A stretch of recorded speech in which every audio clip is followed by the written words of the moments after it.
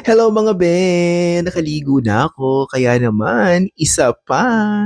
Si S-Scoops naman ang ating pagdidiskitahan for this video. Ang ating ang pangungusap ay Aray S-Scoops. Ganun. Di ba may emosyon na agad yun, pero eto pa lang.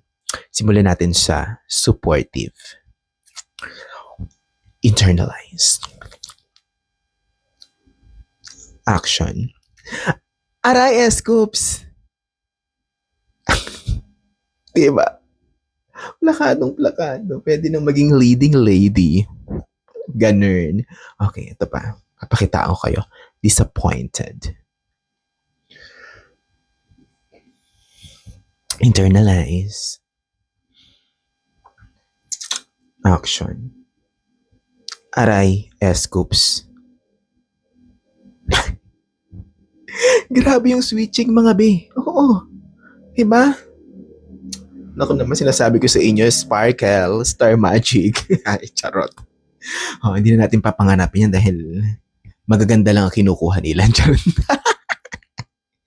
Okay, isa pa. Pangatlo. Sarcastic.